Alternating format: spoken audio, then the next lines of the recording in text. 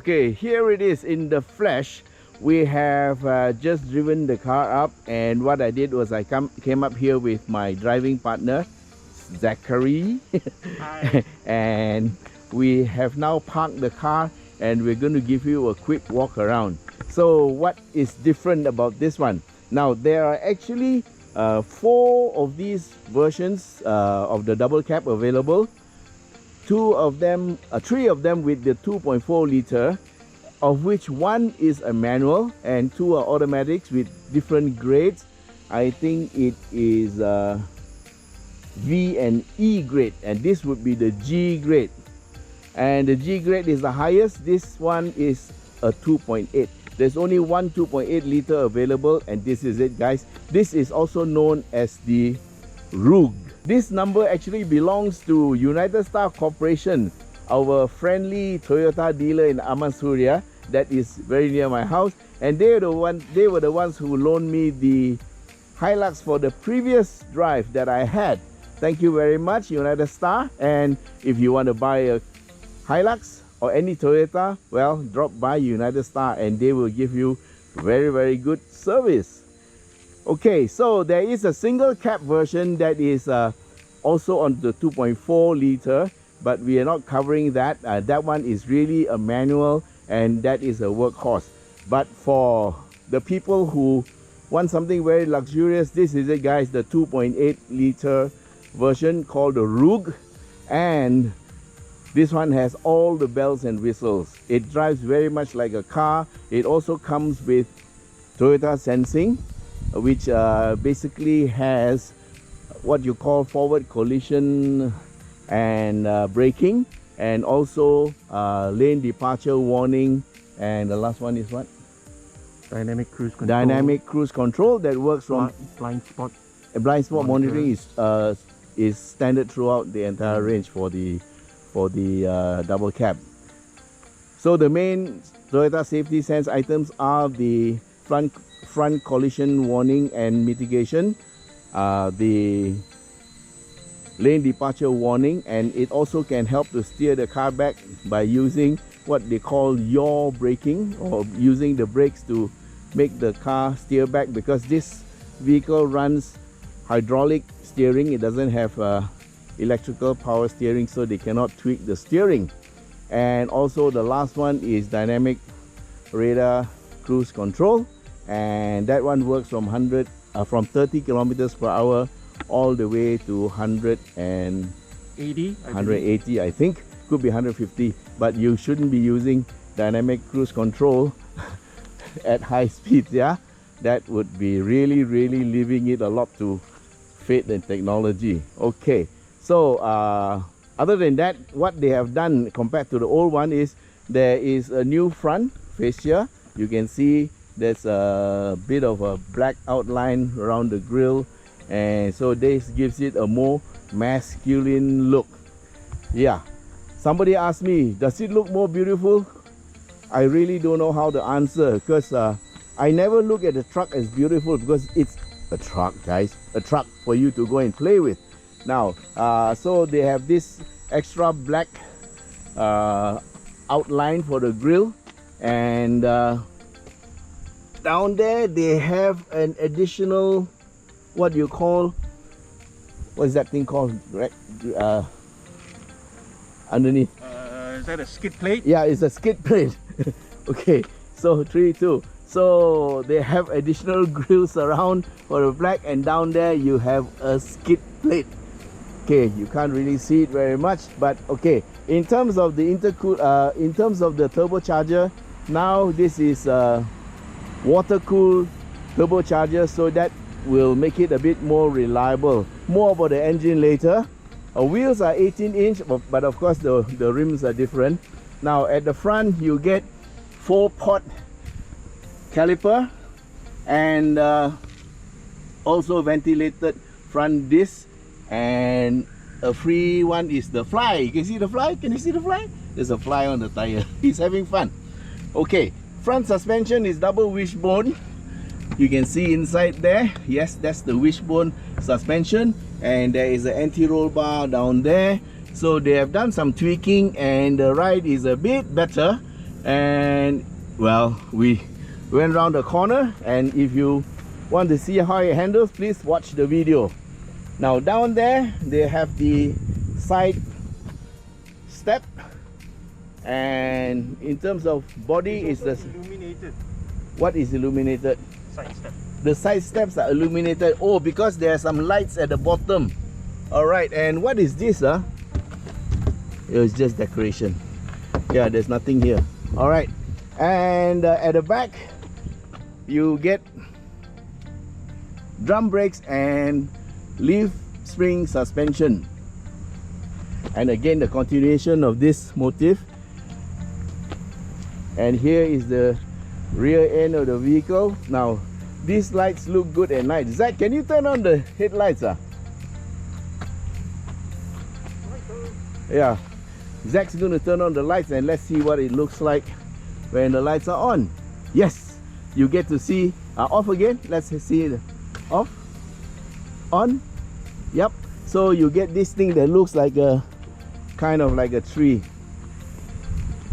And okay, you get a 360-degree camera, and this is the rear camera. You get an extra embellishment here that really breaks up the monotony. Now for the G grade, you have this, or I don't know, you don't call it the G grade anymore, you call it the Rook. You have like what you have in the G, which is the step for you to get up, and same as in the black version, we have a little strut here that helps to make the opening easier. The back here looks pretty much the same, but here are the cargo hooks. There are 4 of them, and illumination. wait, yes, Zach is showing us. Turn on the light. Can you see the light on, off? There's a little switch there, and that is actually a little LED light for you to make sure you don't get pricked by the durian thorns when you're trying to take the durians out at night. Yeah, there's one here, and there's one on that side. That's 2. Oh, 2 lights are on at the same time. Are there 2 switches? Nope. Oh, only 1 switch. So it's meant for right-hander. Thanks, Zach. And at the back you have this bed lining, and that's our camera equipment and all. It's better than putting it on the floor. Okay, Zach, let's use your one finger trick. Oh No, one finger. let's use another finger. All right, thanks, Zach. So that is the back side of the car. And okay, let's have a look at the engine. Zach, I'm going to need your help. And this is the fuel lid, which you're not going to open. And we are going to open the bonnet. Yes, you see. If I know how. Zach is fumbling with the bonnet. Usually it's in the middle. He's looking for the little handle. It's not. Can you see it? Oh, here it is. Pull up the bonnet now. Okay, pull up. We're having problem. Houston, Houston. Okay, now. Yes. Wow, it's heavy, heavy. Okay. Hold on. Hold on. Yeah, we still need this. Okay, it's in. This is not aluminum. Yeah, it's not aluminum. It's a steel bonnet and it's heavy. Well, Toyota, for the next vehicle, it's time to look at aluminum. But of course, that will up the cost a bit. So, well, it's always good to rant about not having this, not having that. Then when they have it, you don't want to pay for it because they say expensive. Exactly. Exactly. Okay, this is the 2.8 liter diesel engine from Toyota, and of course it looks very nice and neat.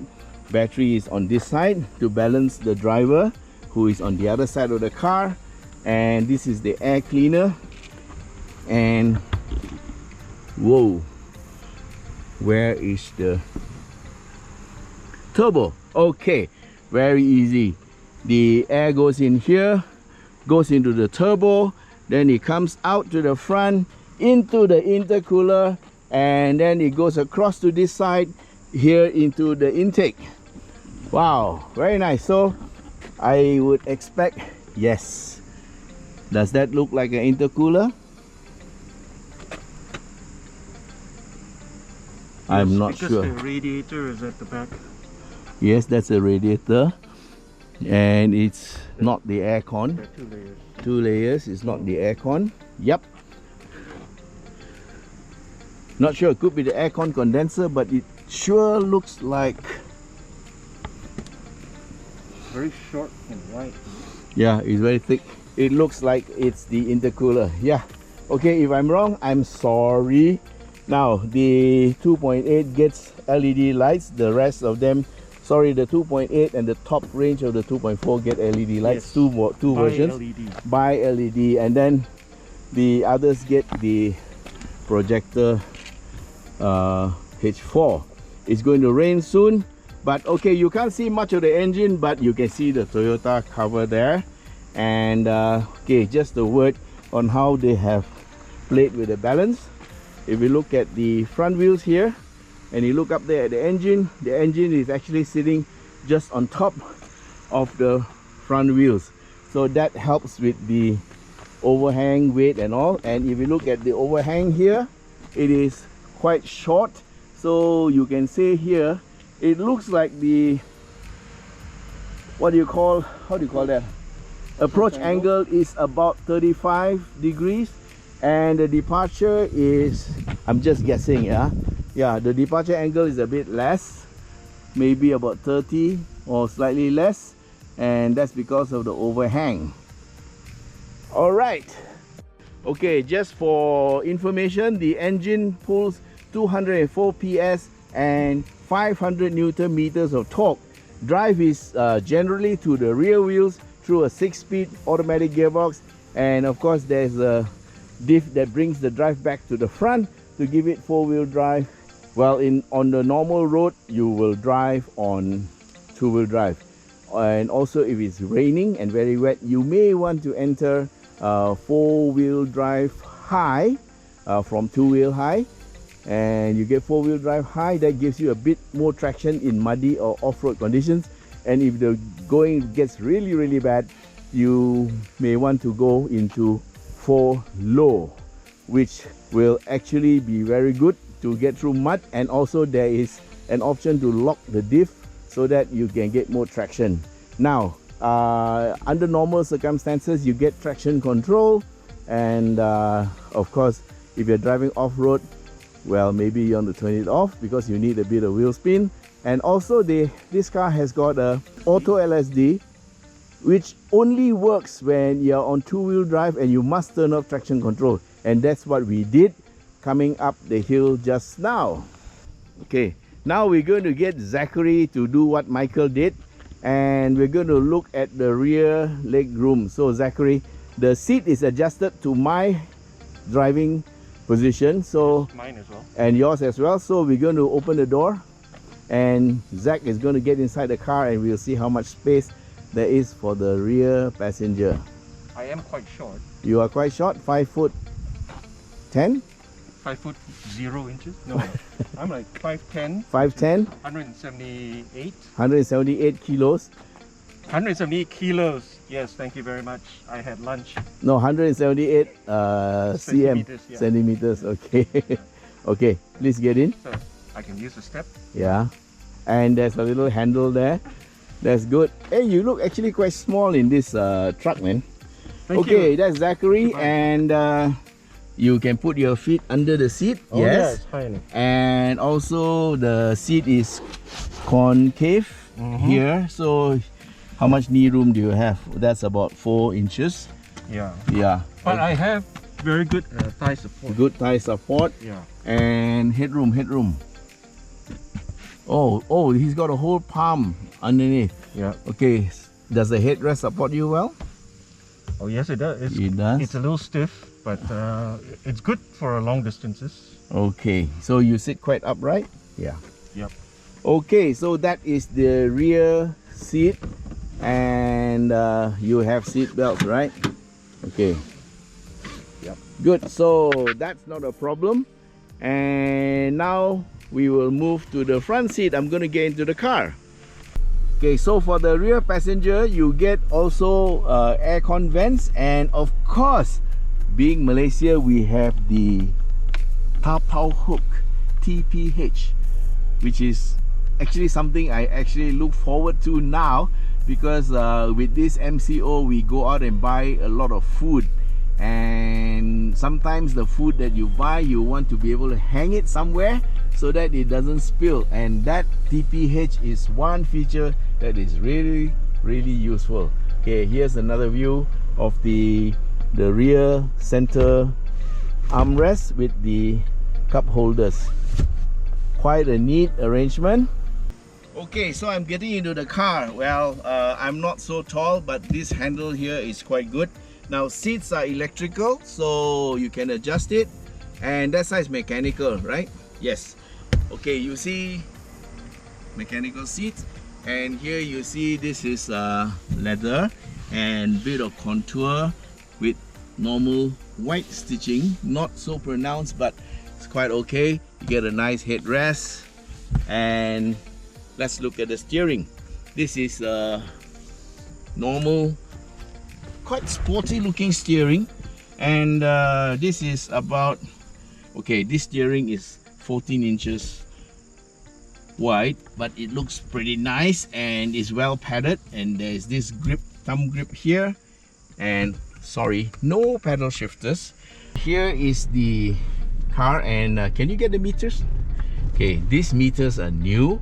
They're actually built on the same frame as previously, but you have a ref counter, and the ref counter goes red at about 4,400 RPM, and the meter goes up to 200.